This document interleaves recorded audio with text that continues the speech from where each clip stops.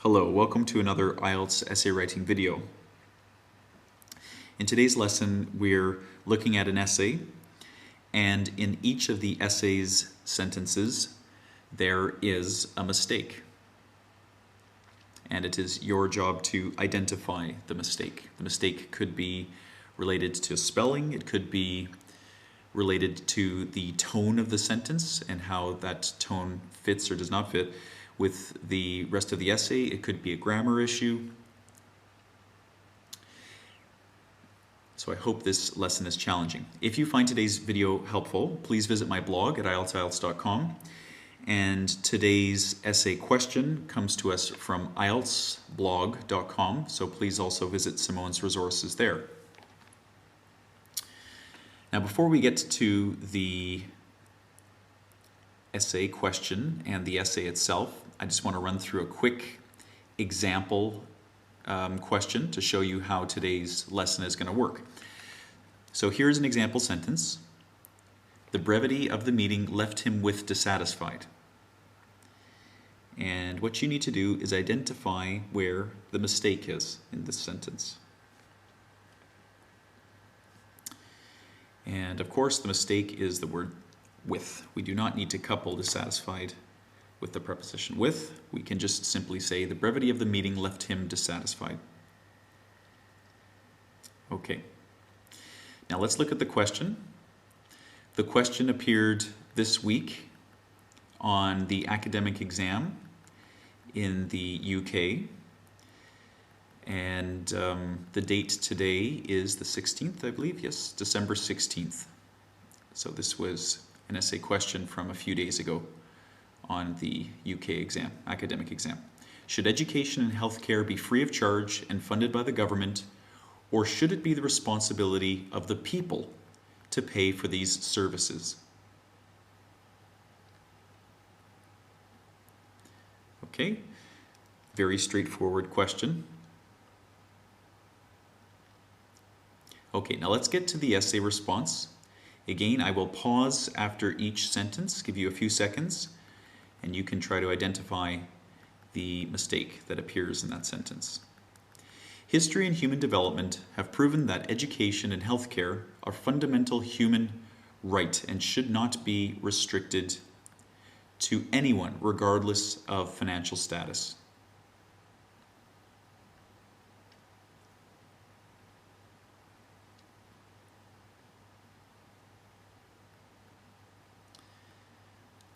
Okay, the issue here is, of course, right, which should be rights. So we have we're talking about education and healthcare, and these two things together are fundamental human rights, or should be. Thus, it is argued that the funding of education and basic healthcare are responsibilities that should be borne by a country's government.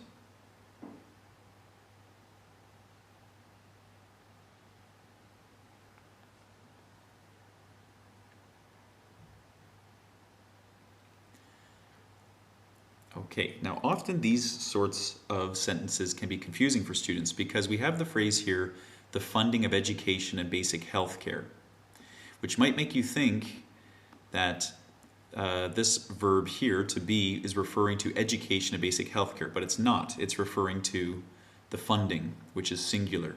So this should become is, and this should become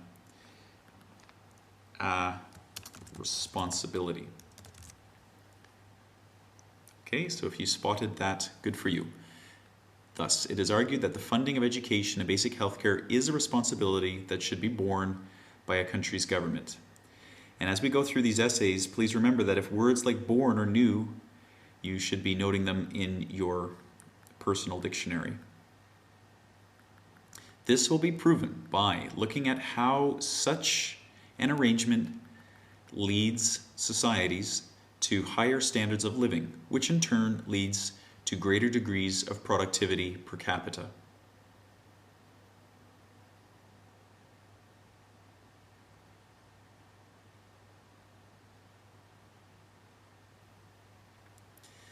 Okay, I believe this is probably one of the easier questions, in today's lesson. Of course, societies, we're not talking about the possessive here. This should be societies, plural.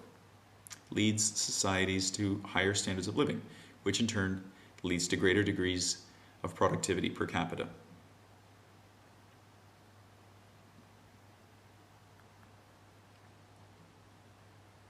Okay, on to the first supporting paragraph.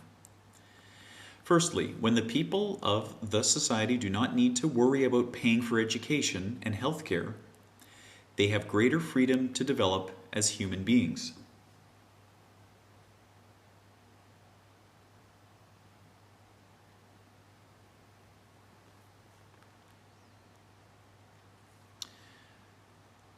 Okay, now this is a mistake that I see all the time. If we're talking sort of generally about society, we're not talking about a society in particular, so we're not talking about, for example, Canadian society or European society or something specific, then using the word "the" is awkward, because "the" indicates something that has been referred to before, or so when the writer uses the word "the," it sort of denotes to the reader something that the reader already knows. But in this case, we don't really know which society in particular the writer is talking about. So this would be better worded as "a." Okay, so firstly, when the people of a society do not need to worry about paying for education and healthcare, they have greater freedom to develop as human beings. Now, we need to support this claim with evidence.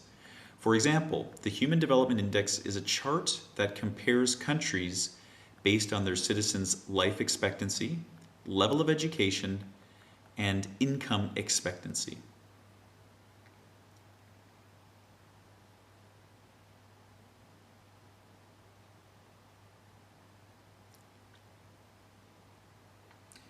Okay, and now countries don't have one citizen, they have citizens.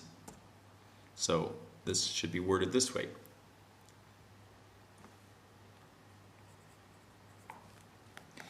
It is no surprise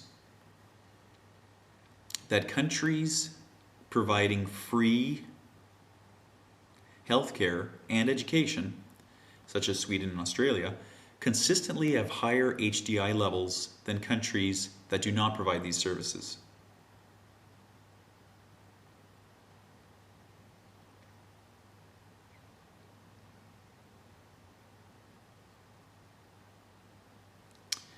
Okay, easy one here.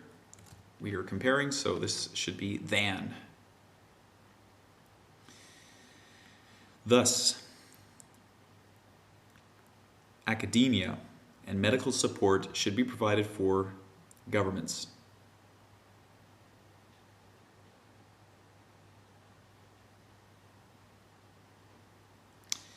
And we're not saying that these things should be provided to governments, we're saying that the governments should provide it to the people, so this should be provided by.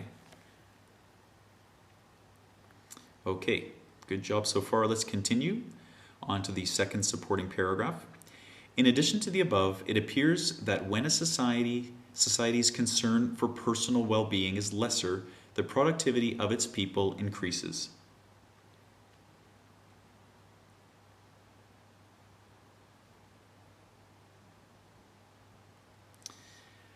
All right, and here we're using the comparative, which would be incorrect. What we want to do is say lessened. So in addition to the above, it appears that when a society's concern for personal well-being is lessened, the productivity of its people increases. For instance, gross domestic product per capita values appear to move in tandem to HDI values.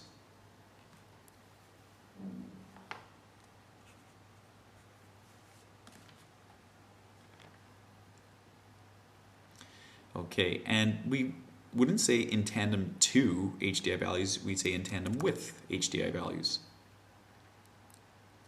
Thus, the tie between longer life expectancy, education, and GDP can be seen, therefore.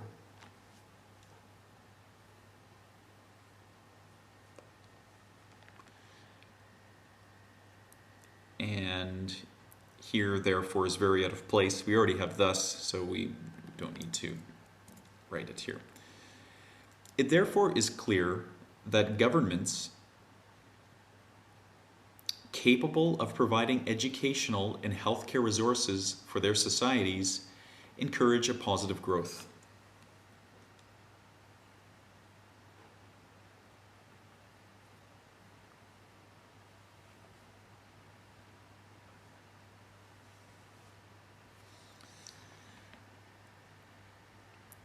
Okay, and here we would take out this article encourage a positive growth. No, they just encourage positive growth as a whole.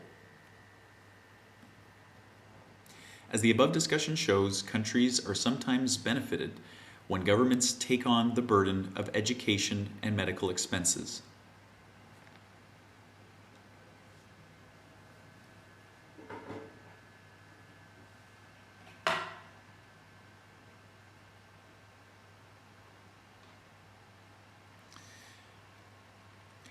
Okay, and in this question, the issue is the word sometimes.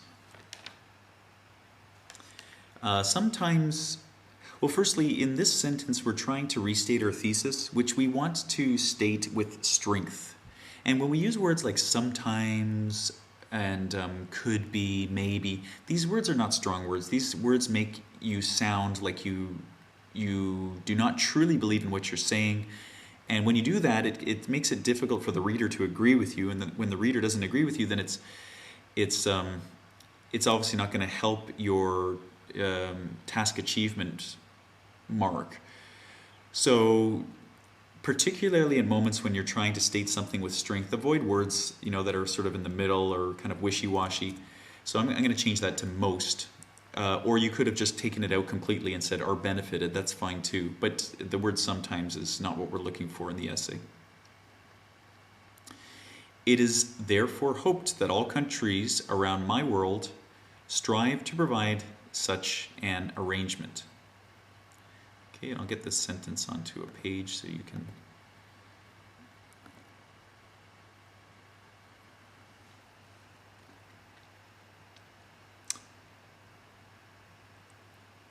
Okay, the error here is the word my. So technically this is a grammatically correct sentence, but we've spent the entire essay writing passively. We have not used any personal pronouns to refer to ourselves and our opinions. So when we use words like my, it just devalues the level of academic language in the piece. So it makes the essay sound more like it was written by a middle school student versus a university student.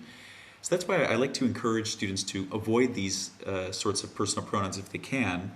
I mean, sometimes you can't because the essay question might ask you for personal examples. So that's fine if the question asks you specifically for those.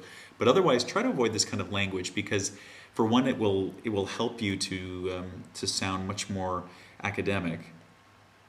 And secondly, it creates a bit of unity throughout the entire essay. So for example, here, I mean, we spent the whole essay not using this kind of language, and then the very last sentence I used the word my. It doesn't really match the rest of the essay. We want to exhibit parallelism throughout the essay. So this is not correct. I would change this to the world. Okay. So I hope that lesson was helpful. As always, please provide me some feedback. Let me know, what you liked about the lesson, how it could be changed, what you want to see in the future. Thank you very much for watching, and have a nice evening.